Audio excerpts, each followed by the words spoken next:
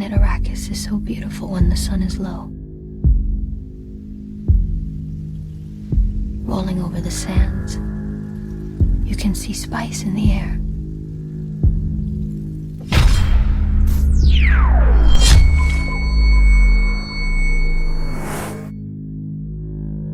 The most influential science fiction franchise in history founds its success on intergalactical fights for power, a messiah prophecy about the chosen one who will bring back balance to the universe, and has discovered that desert sunsets look pretty astonishing on the big screen. A franchise that founded a whole new genre, the space opera, and now over 50 years after it became famous, finally got its first worthy cinematic release. It's Dune, and it's one of the best visual experiences of the last years. This new cinematic masterpiece originates from Frank Herberts' books from 1966, which quickly became famous and a standard for science fiction adventures. George Lucas' original Star Wars saga was also heavily influenced by it, as one of the first who've brought Herberts' ideas on the big screen. Both stories are influenced by real history, are settled in a medieval-styled future galaxy. Both feature ancient religious cults and spiritual powers, as well as sandworms, and the overall waiting for a messiah who will bring peace to the galaxy. Dune was the overall inspiration for Star Wars, and the movie might already have set new standards for science fiction films. Dune is Star Wars for a more mature audience. The original written saga consists of not less than 12 books and has a highly complex backstory therefore. Many institutions and individuals try to get a power in the galaxy by outsmarting and fighting each other, continuously crossing their plans by following their own intentions.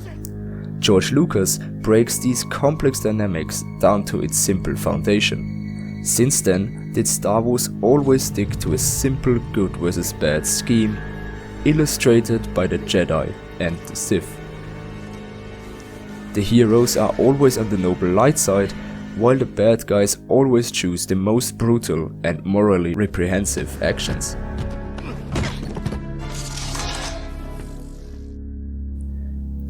Dune, on the other hand, is full of social and religious criticism. Heroes are not depicted by the side they stand on. Those who claim to serve higher goods also try to maintain their own power. The chosen one who should liberate the oppressed will start a galaxy-wide war for justice. The Star Wars prequels already went a step in this right direction. It all depends on your point of view. The villains are just the heroes of the other side. But ultimately, that still leads to the one-dimensional good and bad theme in its core. A more complex basis would be up to date here. Dune is made for the big screen, one of the rare reasons to go to a cinema and not to stream it on your laptop or even phone. Its monumental effect of images is achieved by not even using much action, but letting the scene speak for itself. The high-quality pictures result from very spare use of actual green screen and real gigantic brutalist sets. They wanted to make it look as realistic as possible and therefore also hired the famous cinematographer Craig Fraser, who already gave us goosebumps in Rogue One.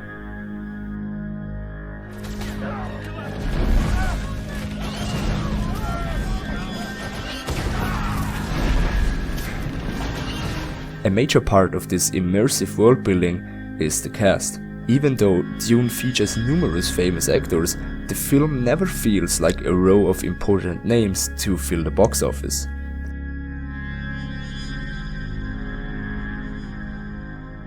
To be honest, I haven't even noticed most of the actors first, and I didn't even realize Javier Bardem is in the movie until his name appeared in the credits. This is because they give every actor a unique look that fits their purpose and position, and also tells us something about their character or background. They therefore make us see the fictional character and not the famous actor. a nice solution for the problem which makes many already famous actors feel uncanny once they appear in other movies.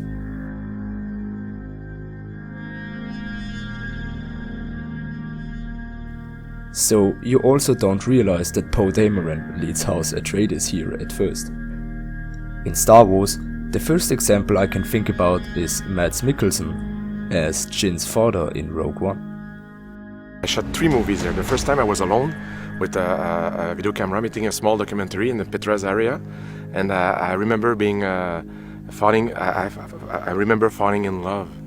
Director Denis Villeneuve manages to show us a new way of creating science fiction and elevates the visual standards for the genre. Even though the film has a slow pacing and is in many points a visual experiment, it has convinced fans and is also a great financial success.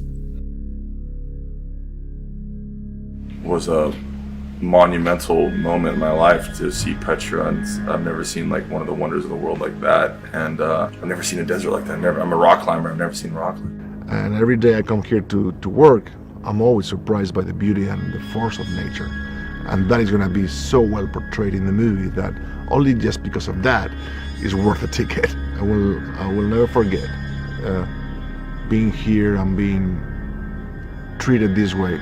And I don't mean treated because you are an actor in a movie set and you are in a nice hotel. I mean on the street level, I mean on everybody in the crew. And the way they work on the movie is very great. I mean, everybody's happy about it. And they know what they're doing and they want to make it better and they work hard. And they know that we all appreciate that and we really worship the way they treat us. Maybe this is an opportunity for Star Wars to learn from this masterpiece again and adapt their now over 40-year-old formula of storytelling and moral conflicts. The opportunity for Star Wars to expand and evolve to a new level.